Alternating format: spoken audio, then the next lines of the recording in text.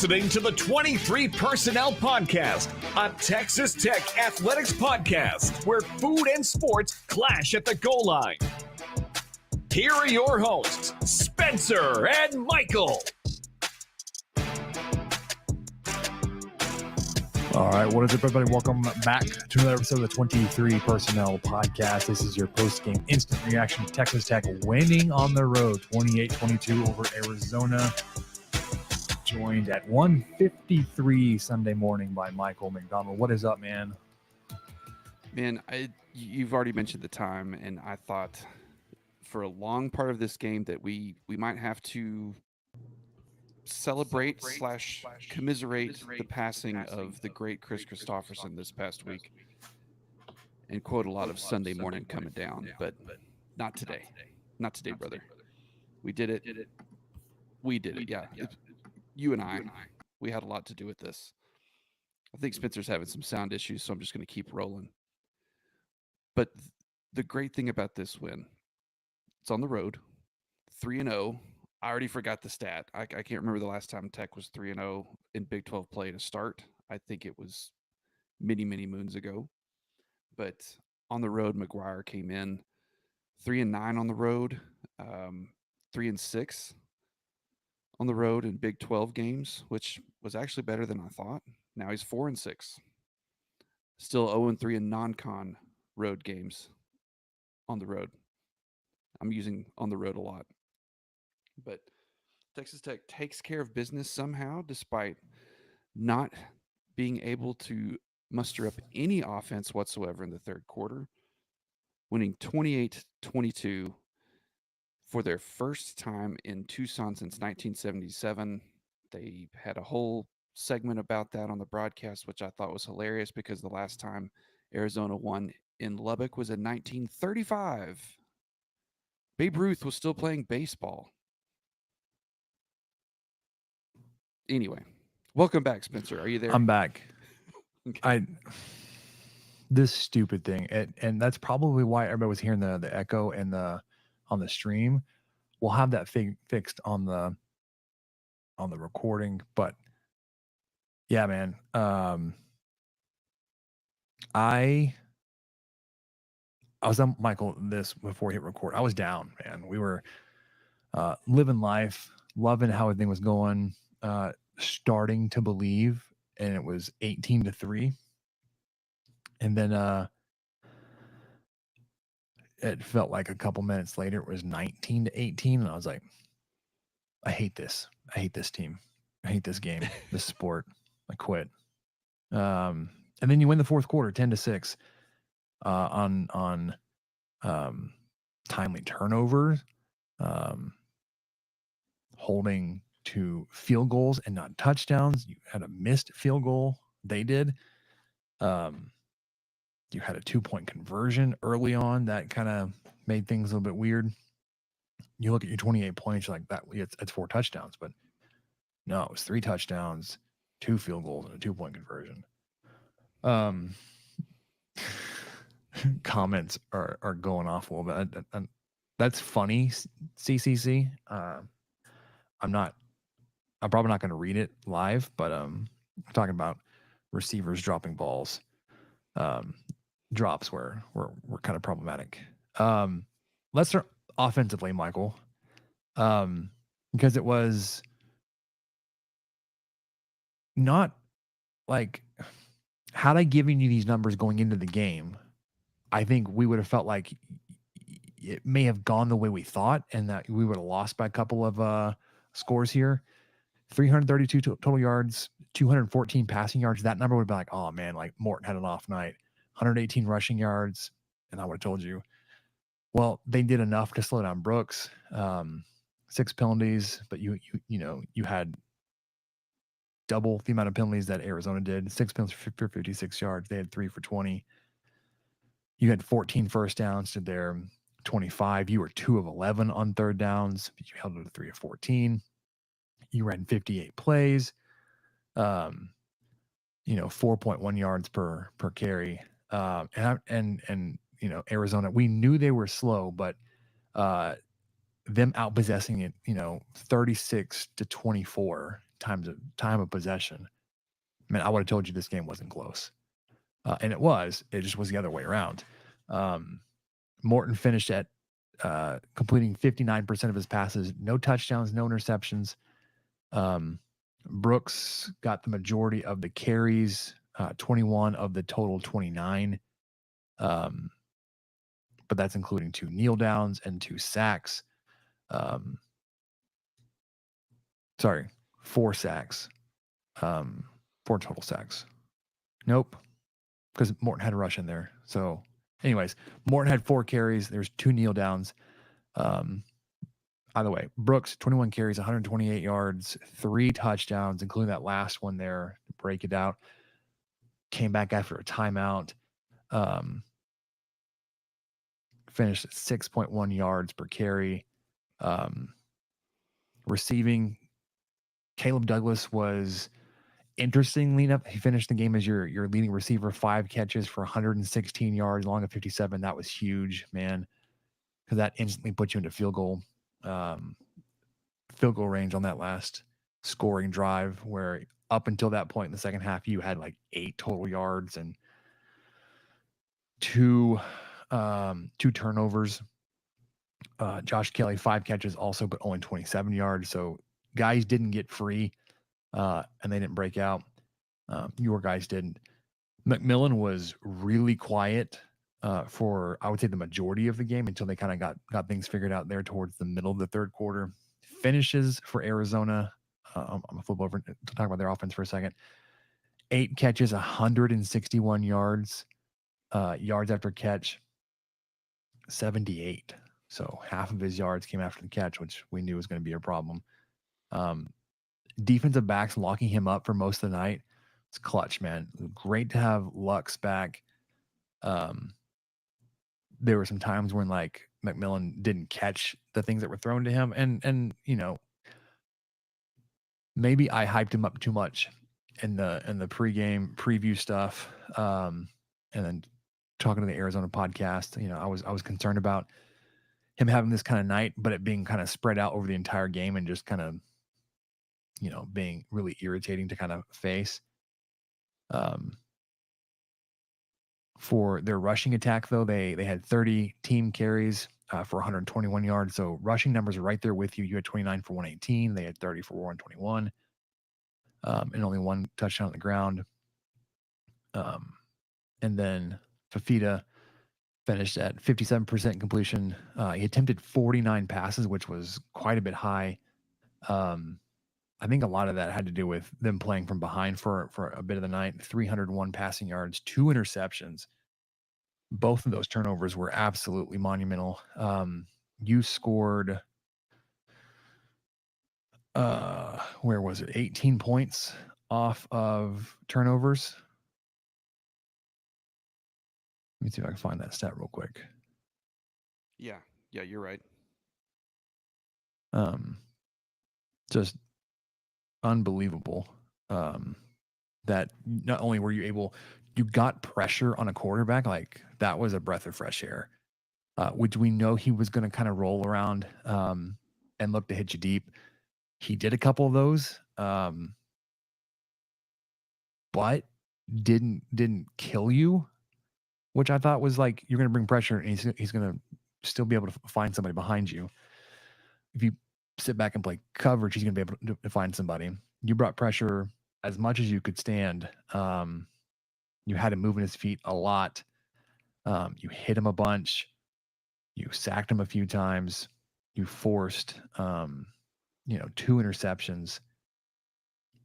You finished the night with only 3 quarterback hurries and 2 sacks, but man, it felt like you were on him all night, and you hit him a lot. I know at one point, I think it was the third quarter, the broadcast had a stat saying that he was hit 5 times. That may have even been the second quarter. I'm not sure. Or coming back from half, something like that. So yes, and I know that I'm pretty sure he got hit a couple more. So yes, QB hurries. It seems like it's going to. I don't know how they dictate that from one or the other, but that number seems low for 3. Yeah.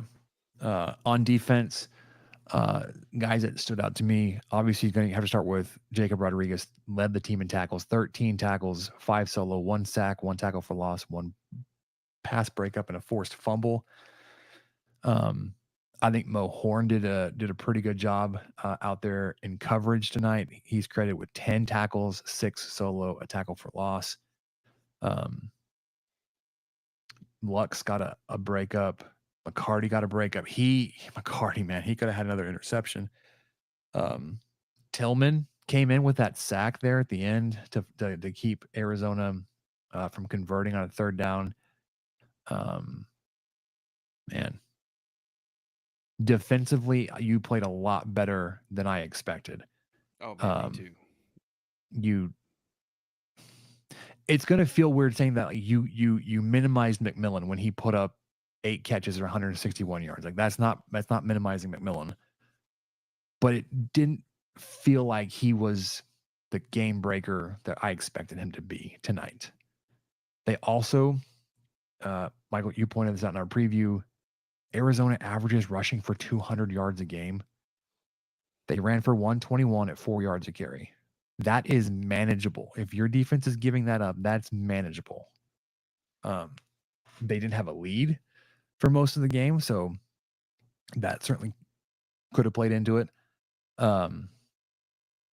But there were times when, I don't want to like nitpick and just complain about it, but like you couldn't cover a running back tonight out of the backfield. Like they threw it to him so much. Conley was their second leading receiver, 7 catches, only 39 carries. Sorry, 39 yards on 7 catches. But I mean, that's 21 total touches for their starting running back, Conley, for 136 yards. I felt like Riscano was also targeted, but not in the passing game. He had 10 carries just for 20 yards. So it was definitely Conley was their more dangerous back. But man, just that fast start, like everything about this, the way it performed, the way it broke down, that's what you needed to happen to win this game. Sorry, I said fast start. What I meant was scoring first and keeping Arizona off the board as long as you did. You kept them out of the end zone, especially for as long as you did. We'll go through the drives and all that kind of stuff probably on Tuesday. You opened the game with a 3 and out. Your next drive, 5 plays, punt.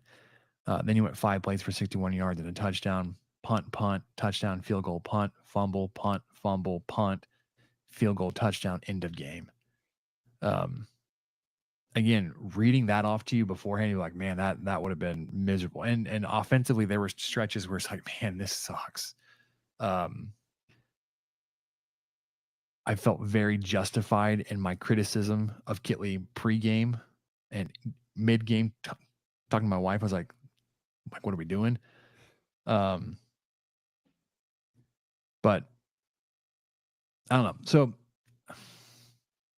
the turnovers here ended up kind of evening out, but you scored more points off of it than Arizona scored off of your turnovers, which was huge for your defense to step up there. Both teams had 2 turnovers or whatever it was.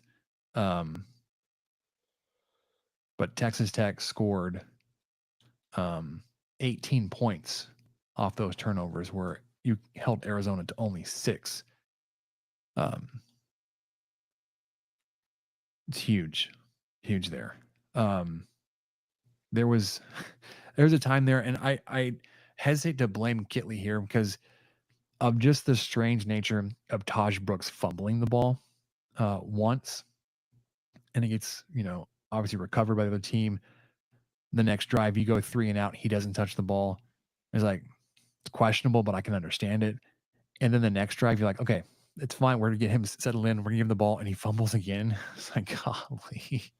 Well, in his defense on that second one, he was having his face mask ripped off by some dude that went completely uncalled. Yeah, penalties were strange. And again, I don't want to complain about penalties in a win, but Sure. there were pass coverage, it felt like the flags got more readily came out of the pocket in the second half than they did in the first half. And it was coming out against Texas Tech. They wanted a face mask on a Texas Tech tackle, and then you look at the replay. It was like he didn't touch his face, so it was a good no call there. But there was just some weird stuff, and I guess ultimately it didn't end up mattering. But it was 4th and 1. Arizona had the ball. They tried to get Texas Tech to jump off sides. They did their hard count. Then Fafita changed the play, and they came back up. And then there was a flinch on both tackles for Arizona, and no penalty flag was thrown. Like that were obvious like false start calls could have been made on both of those tackles. They ended up taking the penalty for delay a game and backing up, so it didn't end up mattering. It was like, had they run the ball and picked up 2 yards, I would have just like burned this thing down. Yeah. Like it was so bad. Ultimately, it didn't matter.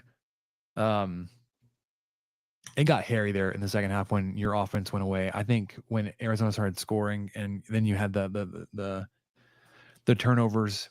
I think you had 8 second half yards until that last drive. Nope. Let's see. 0, 7, 1. You had 8 yards after the first fumble. Sorry, the punt after the first fumble. That next drive, the second fumble, you went 3 plays for 19 yards, but gave up the fumble. Next drive, 9 yards. So it's 10, 29. You had 36 yards in the second half before you scored with 2:21 left in the game. You had 36 second half yards over the stretch of 27 minutes.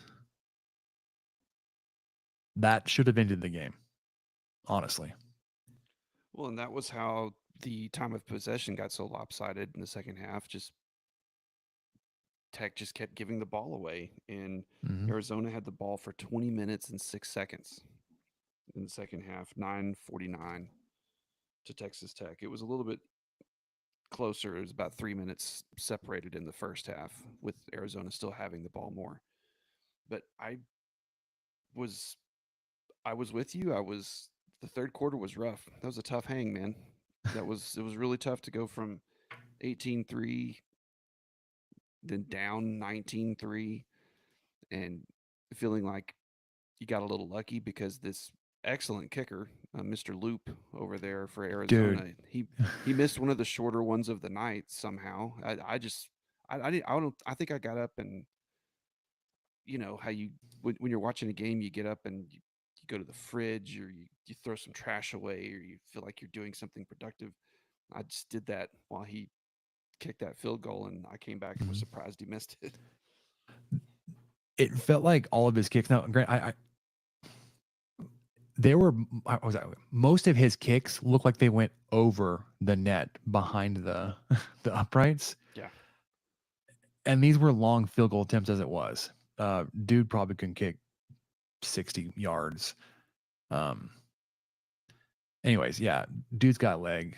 Yeah, it was a 48-yarder he missed. So I don't mean to sound. I mean, like it's it was long. a shorter one, definitely. But he'd made a 47 up until that point. He made a 52.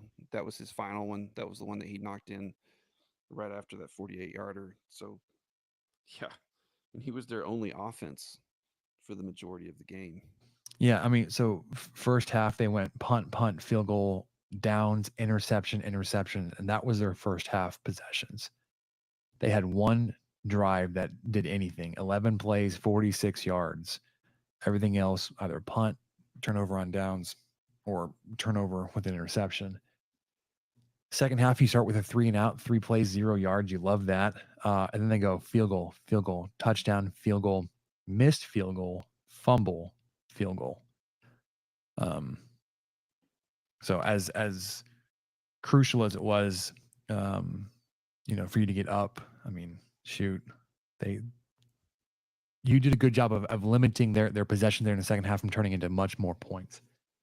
But you needed those you needed that first half start that you got.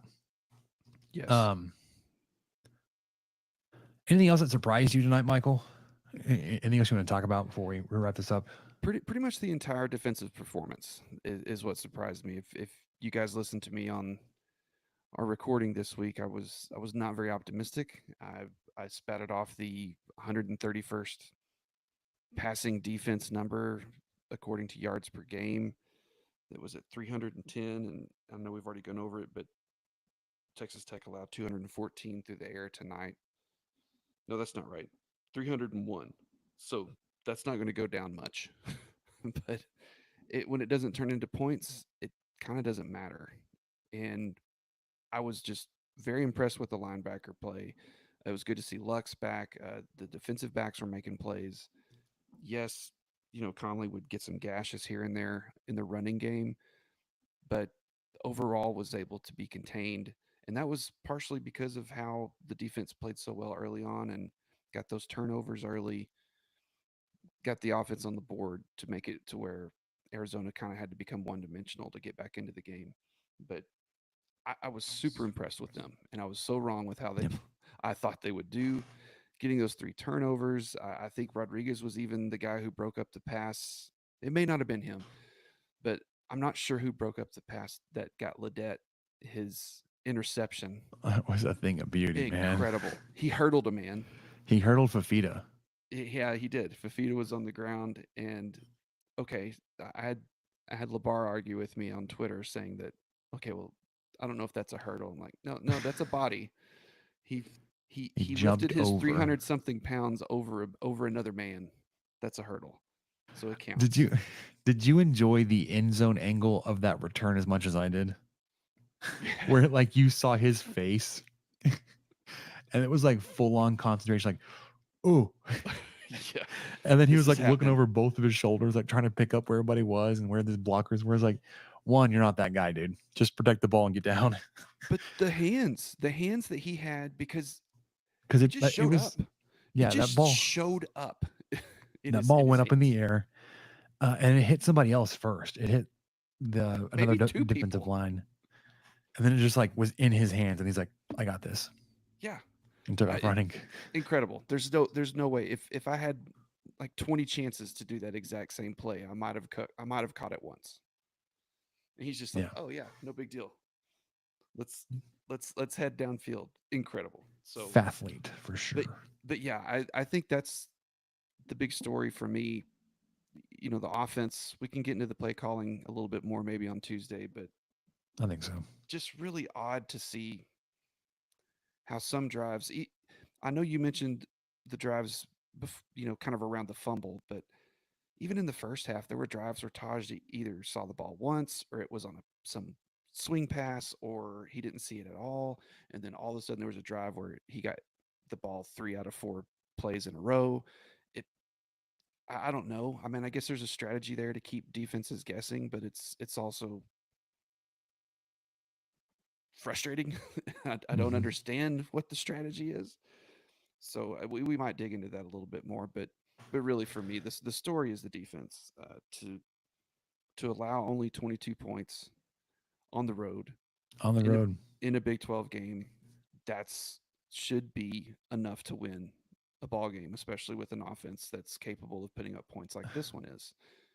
So I'm just thrilled. I think Garcia came out. Was he the one that did the kicking tonight? I think he kicked all of them. So I don't know if we're done with that rotation or if it was just like they've just figured out like, okay, pressure situations, it's a Garcia kick.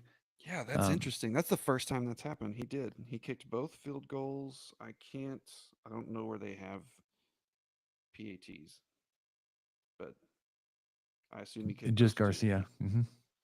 He was 2 for 2. Huh. Well, I don't know how I didn't notice that during the game. But I noticed it now. That counts for something. Maybe.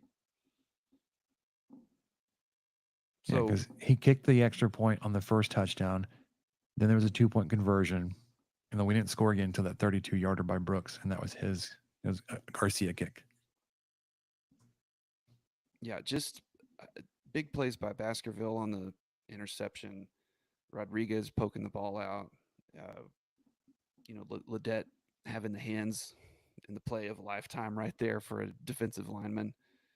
How A lot much of of great things. A lot of great things to talk about on the defense this week. that swing, man, to stop Arizona from going in there at the half, scoring, and then getting the ball right back. Yes. So not only did you stop them from scoring, you had the interception, then you put together a drive and score points. Yes. I didn't realize it's as much later in the game, and it was pointed out. What's his name? Not Steven. Chris pointed out in the Discord. So I said we were halfway through the game, and that we were on pace to win 30-6. Yeah, you did. You were on pace, guy. Love it. I was on pace guy, but on pace guy was wrong because we had 18 points. So half over again would have been 36, not 30. Although I was closer to the 28 by saying 30, but for the record, we should probably go ahead and say that you and I both picked Tech to lose this game. I'm so happy we're wrong. On this, yeah, so happy. This is not the defense I thought would show up, and I thought the offense would perform better than they did. Hand up. So that's on me. Yeah, I mean, I've got some complaints on the offense. Always and forever. But you won the game on the road. Let's go through some of the YouTube comments before we knock this one off. Is our defense back? Yeah, probably. Pass defense, we talked about it. Did just enough. I mean, I'd still be concerned about facing Colorado later in the year, but this was your toughest task to date. You gave up 161 yards to McMillan, but no touchdowns. Yes, and a lot of pressure to the quarterback. I mean, I guess technically he dropped a touchdown, or he had his hands on a potential touchdown.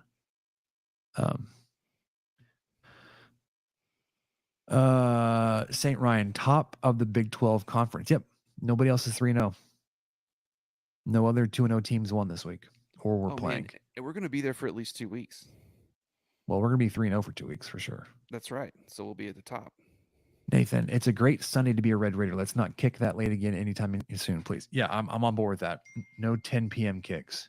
I didn't realize this was the latest in Texas Tech history. I knew it was late just for me, but yeah, that surprised me when that stat came across. Yeah, I don't know if that text ding just went across. I'm so sorry. It did.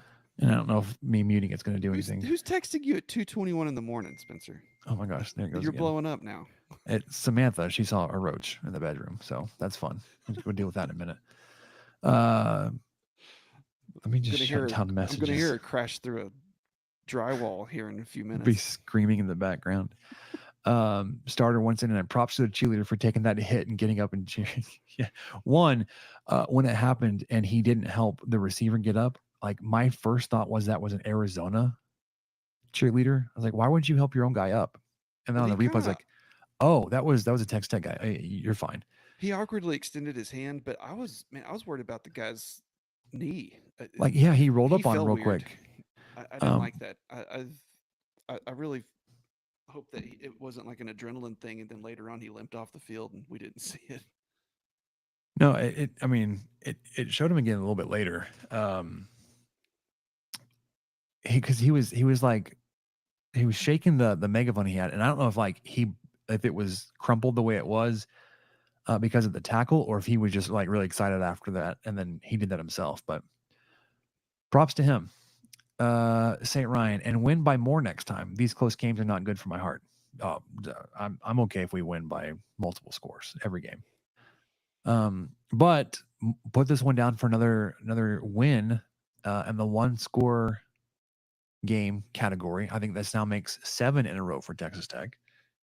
That was also brought up on the broadcast. Chris W, I'm getting too old for this. Yeah. I mean, I'm there with you. I'm not as old as you are, but I mean, it's gonna be 2:30 when we stop this thing. And Brandon, this reaction show is going to do numbies. I hope so. Nathan K, only 3-0 team in the Big 12. TCU and Baylor lost. Oklahoma State lost. Kansas is 0-4 in conference play. 1-5 Kansas after starting the season ranked. Who saw that coming? Not me. How about those TCU horn frauds? There's something else, man. Ooh. Haley, I'm awake. Yeah, I'm awake now. Much more so than the game, I guess, against Arizona State or whatever it was, the last late. No, yes. It was a late game, but we won it. Cincinnati, maybe. I don't remember. Steven Stevens, how about that? Let's party all night. Let's not.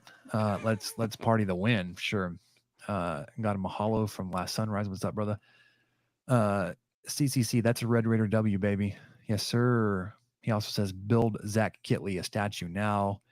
And in my haste to get this message out, I said Kitley's stadium at his new school. I mean his statue at his new school. Oh, well, I mean, we could name the stadium after him, I guess. No, I meant like, let's go ahead and build a statue at his new school where he's going to be the head coach somewhere else. Okay. Brian, Darn Carlos, BDC, we out here. Yes, sir. Chris Wade. Got some echo. Yeah, we fixed that, I think. Yeah. Chase, the last time we were 3-0 in the Big 12 was before my first marriage. I like the addition there of which marriage. Yeah. I believe he's only been married once, but I don't know. Alan Corbin, the white black road combo is undefeated. I would say it's not my favorite to wear white helmets, but hard to argue with uniform combination. Great win, Reckham from RL. Triple C, please discuss Caleb Douglas dropping balls like he's in middle school. I said I wasn't going to read that one. I know. I thought you just pulled a Ron Burgundy. I'm Ron Burgundy. Wow, this team loves a slugfest. That's Kenneth. Yeah, I mean, because you couldn't put him away up by 15 points. You had to make it close, have him come back, and then finally put it away 28-22. Jacob Rodriguez is a monster. Yeah, led the team in tackles tonight. He's the best linebacker here since Jordan Brooks. I think defensively, Michael, we've been quite spoiled the past little bit for how many good, sneaky good linebackers have come through, even under Kingsbury. Agree. I mean, you had Brooks, you had Allen, Eldridge ended up being pretty good. Former Arizona player. Yeah. I'm blanking on his name. That Colin Schooler. There you go. I mean, you had Sam McLaughlin from like a decade ago. This is from Kelsey. Rodriguez was a madman and gets the game ball. In my opinion, he caused the last fumble that won the game. Give him all the game balls. He was just fantastic.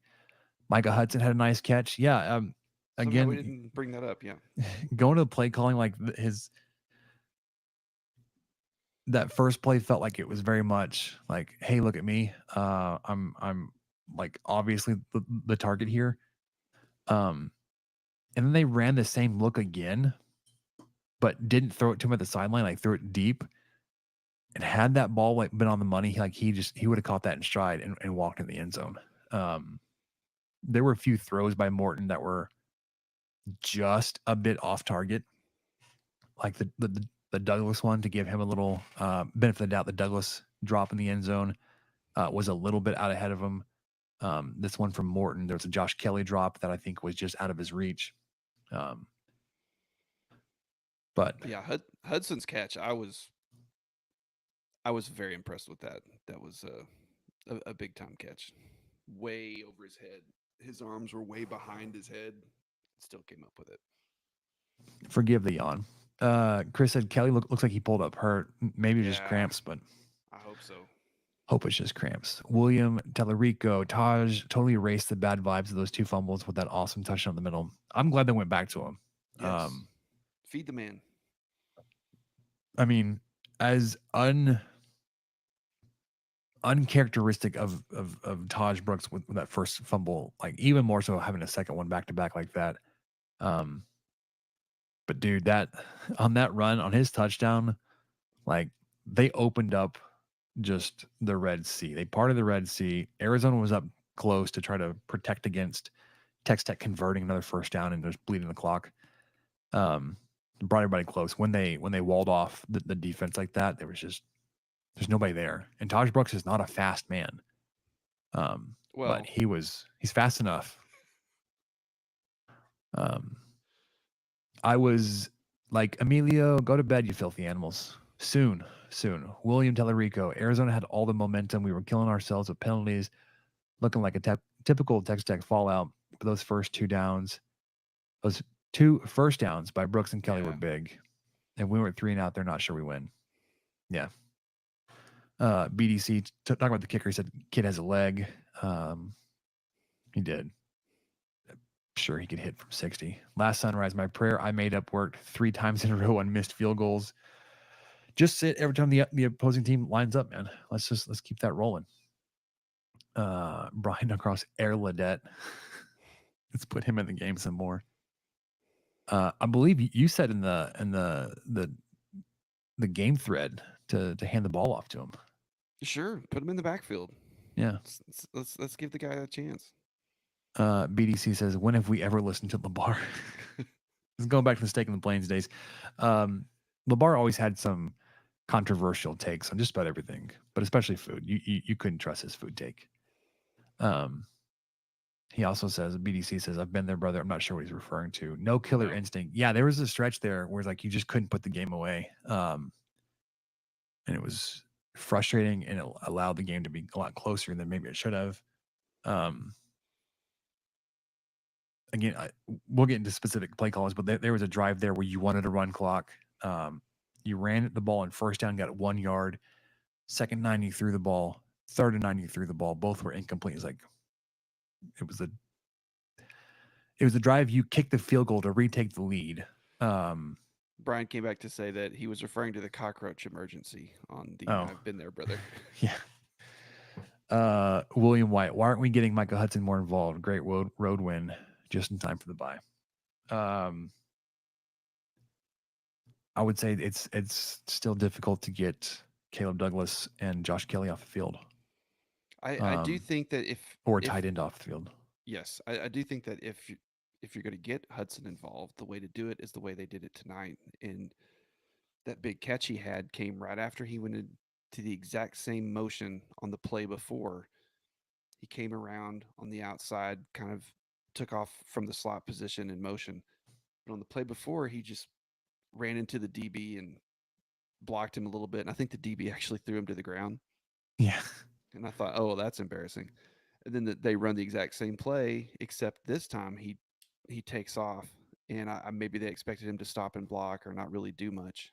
But I think that's how you get him involved, because that's what he's built to do, is to lose, get a defensive back on his heels, turn him all around, and then just end up wide open. That's what he does. I don't understand all the screen pass stuff. I don't understand the behind the line of scrimmage stuff, especially when it's telegraphed, like you mentioned on his first play in the game.